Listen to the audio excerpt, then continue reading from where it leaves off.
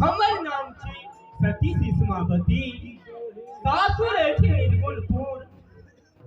बड़ी दुख के कहानी है। एक समय के बाद स्वामीनाथ रंभा नाम के मालिक से शिकार खेले के वास्ते के जंगल उनका से प्रेम में रिझ के शादी करके घर में बहुत झगड़ा बहुत दुख तकलीफ है। लेकिन उस दिन के बेटी स्वामीनाथ से सच करा के हमर गोल कलेजी मांग लेला और हमरा वनवास द दिला। अब विपत्ति के मोटरी बहिनिया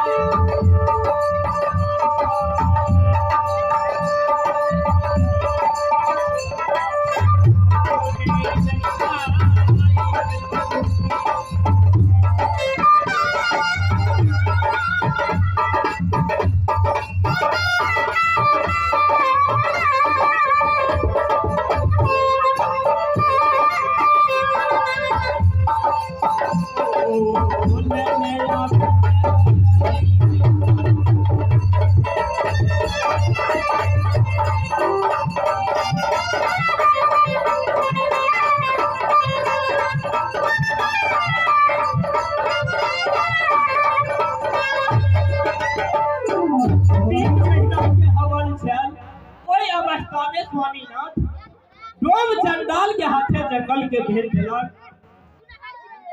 ओई जंगल में कत से पाई गोली लेता पैर गोर पकड़ के चलाक भैया से जान बचा के जंगल में निर्वाह कर रहल छी। अखन कर रहल छी सेने कि एक पुत्र पैदा लेलक, हुनकर नाम रख बादशाह।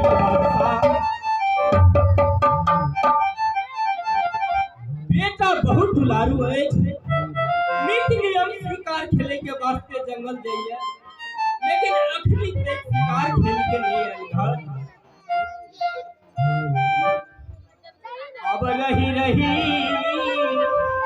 ये सूरत बेटा आलो चले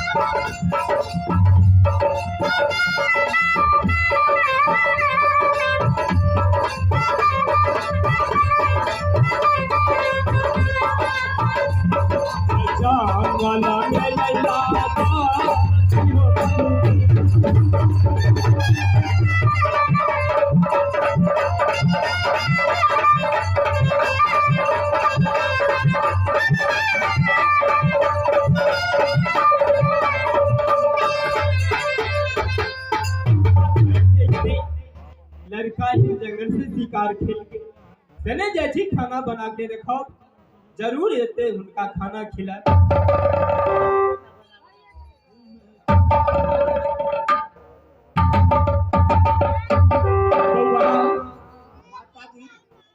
दर दुनिया में एक बेटा हर घड़ी तोरे पर सुनता रही है, हमारा छोड़ जाए छ शिकार खेले के वास्ते पढ़ले रह जाए छ, ध्यान घर के भूल जाए छ।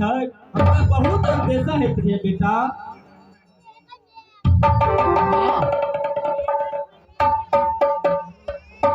तेरा तो पता है ना, जो इस संसार के अंदर में जिसका एक पुत्र रहता है वो बहुत दुलारू है। जो चाहता है एक रोज के लिए तो 8 रोज बीत जाता। माँ शिकार खेलने के लिए माँ, तो मैं शिकार खेलते खेलते मेरा दिल लग जाता है, तो रोज गुजर जाता है जंगल में शिकार खेलते। माँ सबसे पहले बताओ कि तुम कैसे रहते हो, कैसे हो अभी? बेटा क्या हुआ है सो कुशल बताओ माँ। हमरा से कुशल तू की पूछे छे बउआ? अब कभी कहता सुना दा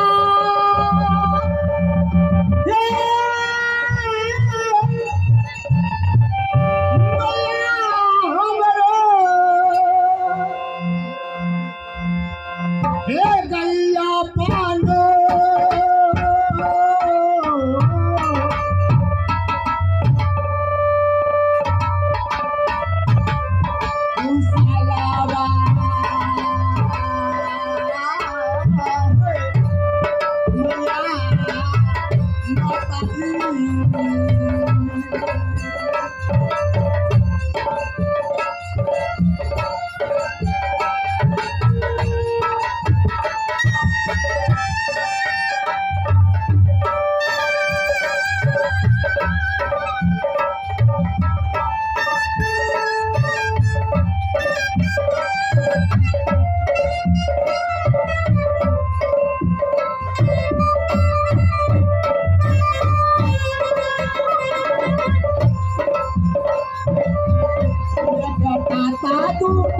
Laru